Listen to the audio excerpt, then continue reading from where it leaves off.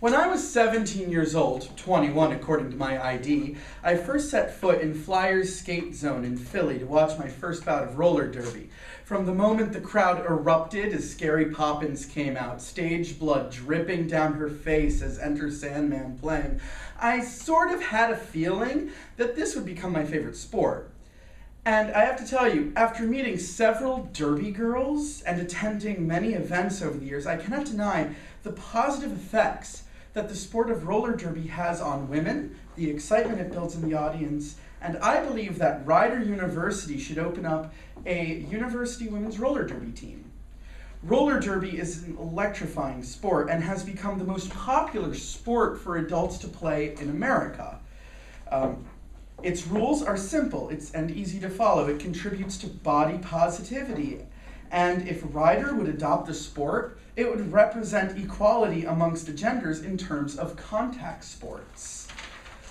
But before I begin telling you more about why we should have a roller derby team, let me just explain to you the rules of roller derby. There are two teams on the track at once. The track is either flat or an elevated track, meaning slightly slanted.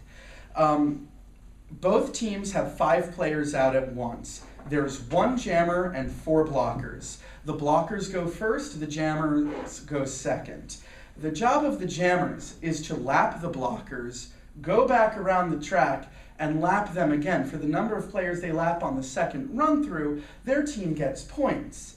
The blocker's job is to use any contact necessary that doesn't extend to a full extension of the arm to stop the jammers. This is a heavy contact sport, and at the end of 4 quarters, the team with the most points wins.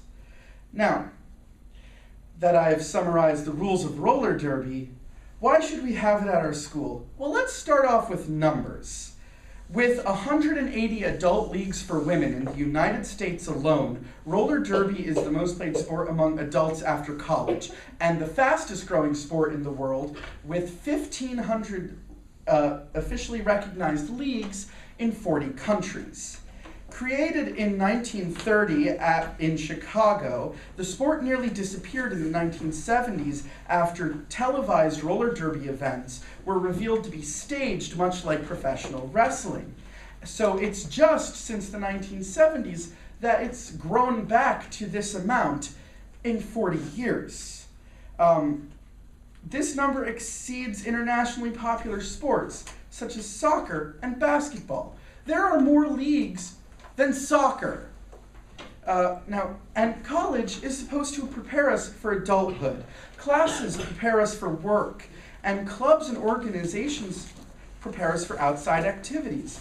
Roller derby is the sport that not only women, but people in general are most likely to play, meaning that it would be in the college's best interest and there would be a lot of opportunities for players on the social scene coming out of college. But there are more reasons than just player population that Rider University should provide for a roller derby team.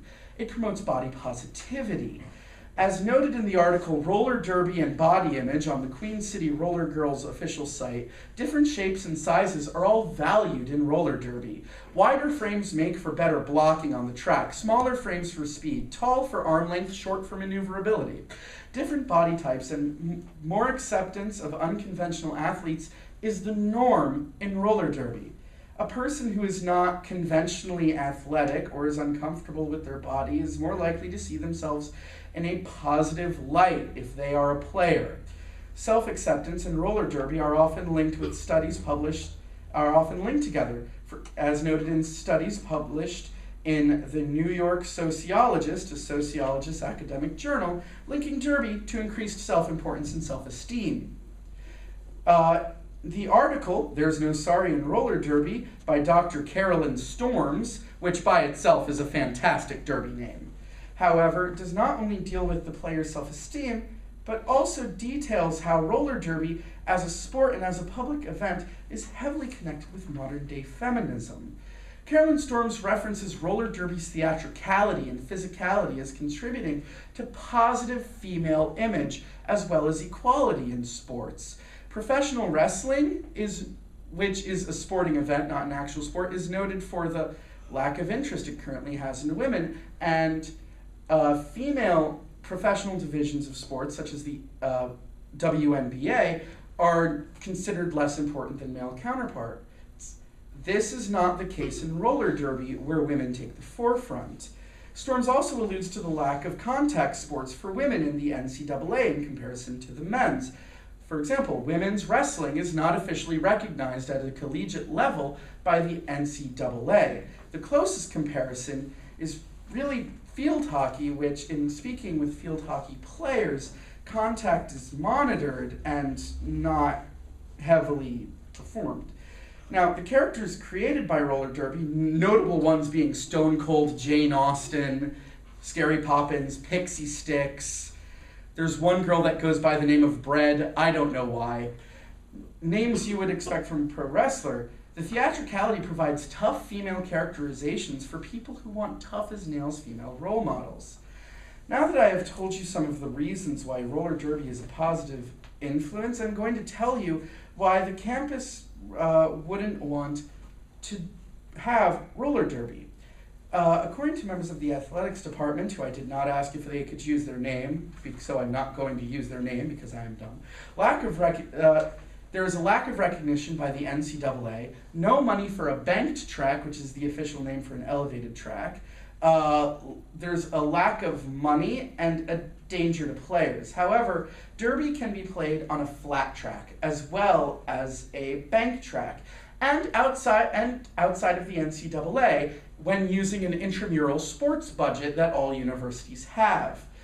The Arizona State University set up a flat track using simple cones. They used intramural sports funding, which every university has for safety equipment and skates, and made up the cost of their budget in ticket sales within the first 4 bouts. Danger to players in roller derby can hardly be applied to schools that take part in NCAA wrestling, and would give women on campus a sport that would be equivalent in terms of high contact. Equality, yay. Not only that, but the Penn Jersey roller derby team, whose headquarters is less than an hour away, gives demonstrations and provides free lessons for roller derby. So paying for training would hardly be an issue as well. Roller derby is also a huge audience active theatrical event with chants and halftime activities and moments where people can come down and do a meet and greet with the players. And it has larger than life personalities and is considered highly entertaining. After instituting roller derby events, student satisfaction on ASU with campus events rose 13% according to their newspaper, The State Press. Rider University, which ranks 17th nationwide in campus depression, could certainly use a program that makes people happier with events on campus. And now, as I told you before, I discovered roller derby at the Jersey League. Me and my friends went to a meet and greet after the game, and through the bruises, the girls were all joking around, all smiles, and most importantly, seemed comfortable. Some of the girls I spoke with that night, such as Classy Chassie, are still my friends to this day.